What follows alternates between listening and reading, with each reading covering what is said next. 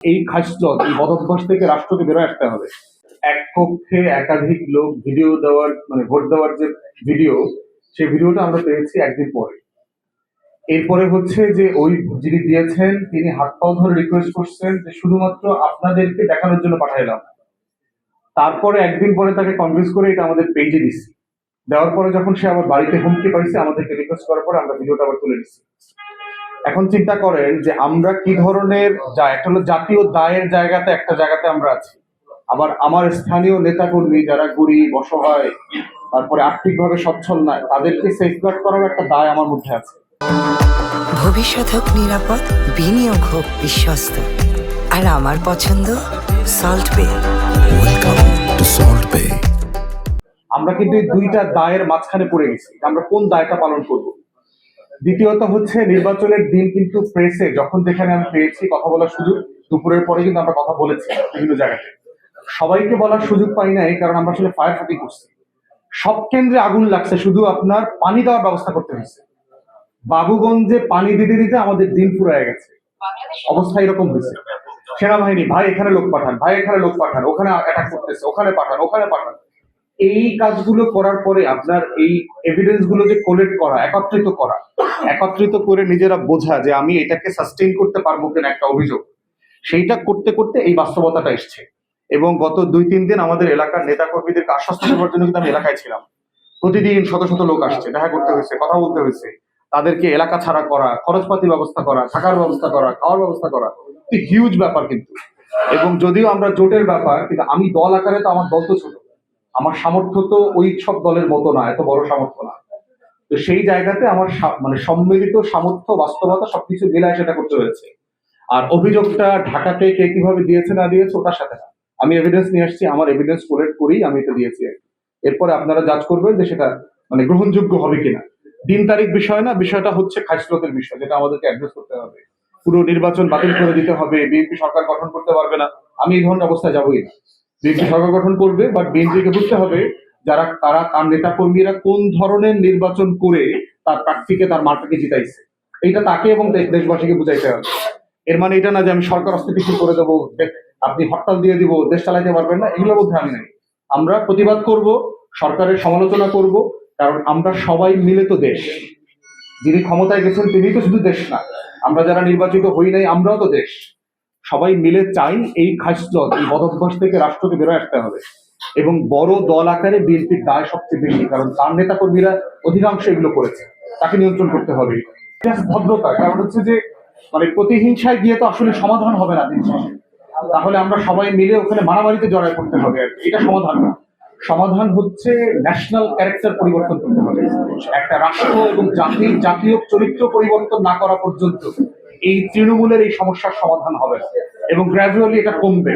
আমরা ভোটে এখন শিক্ষিত সমাজের ছাত্রদের, পেশাজীবীদের যে ইনফ্লুয়েন্স আমরা ভোটে দেখলাম সেটা অভাবনীয়।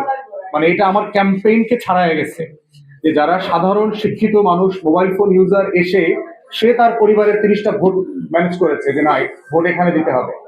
এবং বিভিন্ন দলের একেবারে হার্ডকোর জায়গাতে আমরা কেন্দ্রে ফার্স্ট হয়েছি, বাবুগঞ্জের অধিকাংশ কেন্দ্রে আমরা ফার্স্ট হয়েছি। তো সেই বাস্তবতায় আমরা বোধ করছি যে এই জাতীয় চরিত্র পরিবর্তনের কাজটা করতে হবে। উনি যে ফর্মেই হোক, আপাতত উনি ডিক্লেয়ার্ড বিজয়ী, কাগজপত্রে ভোট জালিয়াতি চট্টকল করে যেমনি হয়েছে উনি বিজয়ী হয়েছেন। এই জন্য ওনাকে অভিনন্দন জানানো হয়েছে। বাট উনি এবং ওনার নেতা কর্মীরা জানে যে ওনারা আসলে কিভাবে বিজয়ী হয়েছে। এটা ভোটারদের মন জয় করে হয়নি, এটা রামদার চাপাতির ভয়ে এই বিজয় আসছে। অতএব এই বিজয়গুলো অনেক লম্বা সময় টিকবে না।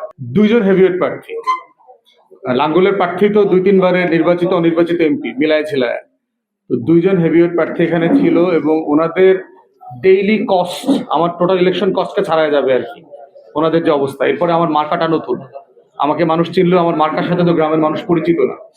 এই সব মিলিয়ে ভোটার, আমি যে পরিমাণ ভোট পেয়েছি এটা নিঃসন্দেহে বাবুগঞ্জ মুলাদির হিস্ট্রিতে এই লেভেলের কম্পিটিটিভ ইলেকশন এর আগে কেউ দেখেছে বলে আমার মনে পড়ে না। আর এরকম ভোট পেয়ে কিন্তু এমপি হওয়ার ঘটনাও বাবুগঞ্জ মুলাদিতে আছে, আমি যে ভোট পেয়েছি। অতএব সেই জায়গাতে মানে আমি ওই জনগণের এমপি টেমপি এগুলো খুবই সস্তা চটকদার কথা হবে, আমি এগুলোর মধ্যে নাই। রাষ্ট্র বদলাইতে হবে। এবং আমরা এইখানেই যে আগামী নির্বাচনটা হবে দেখবেন, এই নির্বাচনে আরো বাস্তবতা ফুটে উঠবে। কারণ যত দুষ্ট লোক আছে এদের বয়স হচ্ছে এখন 45-50+। আপনি ইয়াংদের ভিতরে এই চট দখল করার রাজনীতির আপনি দেখবেন না। অতএব গ্র্যাজুয়ালি এই ইয়াং জেনারেশন, ইয়াং ভোটারদের সংখ্যা যখন বাড়বে তখন পুরাতন রাজনীতির কবর এমনি এমনি হয়ে যাবে। অতএব আমরা ওটাকেই ন্যাচারালি অর্গানিক পদ্ধতিতে প্রমোট করতে চাই। এটাই একটা দেশ রাষ্ট্র বদলের একমাত্র উপায়। বাবুগঞ্জের কেন্দ্রগুলো থেকে আমাদের এজেন্টরা যত স্বতঃস্ফূর্ত ভাবে সাহসের সাথে আপনার আমাদেরকে ইনফরমেশনটা জানাইছে যে ভাই আমার কেন্দ্রে ঝামেলা হচ্ছে, মুলাদি বিচ্ছিন্ন হওয়ার কারণে যেমন পাটামারা, নাজিরপুর, সফিপুরের কিছু অংশ, এগুলো এত আইসোলেটেড যে ওখানে লাশ ভাসায় দিলে পরেও আপনার খবর পাইতে 3 দিন লাগবে। এই সাহসটা, এই বাস্তবতাটা ওখানে আমরা পাইনি। এজেন্ট নাই, অনেক জায়গা থেকে সকালবেলা এজেন্ট সরাই দিছে, টেবিল সরাই দিছে। আগের দিন রাতে রামদা নিয়ে নিয়ে যে মহড়া হচ্ছে, এই ভয়টা প্রচন্ড রকম কাজ করছে। অতএব ওই রেসপন্সটা আমরা জানছি নির্বাচনের পরে যে ভাই আমি কিন্তু এজেন্ট হিসেবে থাকতে পারি না, আমার এলাকায় এরকম টাকাটা কি দিচ্ছে, এটা জানতে জানতে নির্বাচন পার হয়ে চলে গেছে। দ্বিতীয়ত হচ্ছে কমিউনিকেশন, যে আপনার বাবুগঞ্জের রাস্তাঘাট একটু বেটার হওয়ার কারণে যেটা হয়েছে, র্যাপিড স্পিডিলি সেনাবাহিনী মানে র্যাব মুভ করতে পারছে, পুলিশ মুভ করতে পারছে, বিজিবি মুভ করতে পারছে, যেটা আপনার বাটামারা, নাজিরপুর, শহীদপুরে সম্ভব হয়নি। তারপর আগরপুর, কেদারপুরের মতো জায়গাতে কিন্তু সেনাবাহিনীকে মোটরসাইকেলে দেখে গেছে, এরকম ঘটনা কিন্তু ঘটছে। এবং কখনো কখনো এরকম হয়েছে যে জনগণ থেকে রিকোয়েস্ট করে মোটরসাইকেল নিতে হয়েছে, কারণ তারও তো মোটরসাইকেলের প্রিপারেশন সে নিয়ে আসেন, কয়টা মোটরসাইকেলে কয়জন যাবে না। তো এই দুইটা হচ্ছে বড় কারণ। থার্ড হচ্ছে ভয়। আমার কাছে ওভারঅল যেটা মনে হয়েছে, ভয় এবং প্রশাসনের আশ্বস্ততার অভাব ছিল। প্রশাসনকে আমরা বারবার যেটা বলি